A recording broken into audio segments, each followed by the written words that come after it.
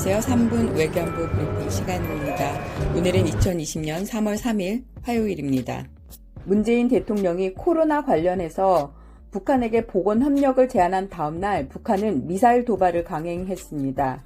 3월 2일 월요일 오후 북한은 원산에서 동해상으로 미사일 2발을 발사했습니다.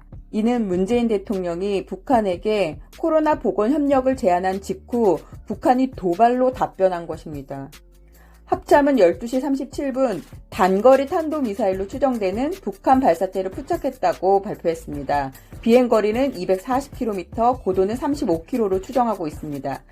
이번 북한의 도발은 작년 11월 초대형 방사포 발사 이후 95일 만이며 외교 행선에서는 미국의 관심을 끌려는 의도로 분석하고 있습니다. 일각에서는 김정은이 연말 당 중앙위에서 새로운 길을 선포했으나 코로나 때문에 막히자 내부 불만을 잠재우려는 차원에서 발사한 것으로 보고 있습니다. 한편 청와대는 문재인 대통령의 보건협력 제안 바로 다음 날 날라온 북한의 미사일 답변에 당혹감을 보이고 있는데요. 긴급 장관회의를 열어 중단을 촉구했습니다. 우리나라 외교부는 한국인 격리에 대해서 중국 지방정부의 조치라며 둘러대더니 중국 중앙정부가 직접 검사를 강화하겠다고 발표했습니다. 어제 날짜였죠.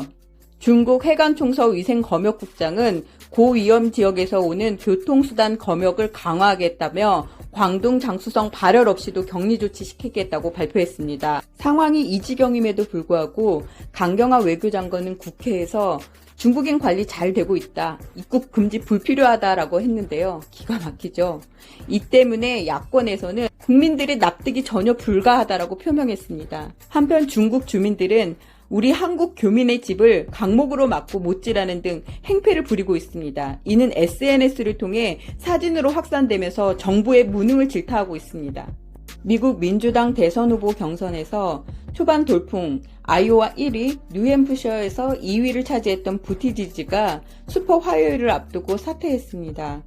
부티지지는 트럼프를 이기기 위해선 통합의 정치가 필요하다고 했는데요. 좌편향의 샌더스는 안 된다고 반샌더스 연대를 본격화했습니다.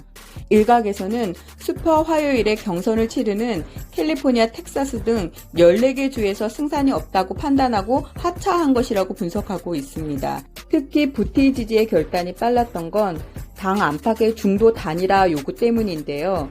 이로 인해서 어쨌거나 바이든은 반사 이익을 기대하는 분위기입니다. 이것으로 3분 외교안보 브리핑을 마치겠습니다. 감사합니다.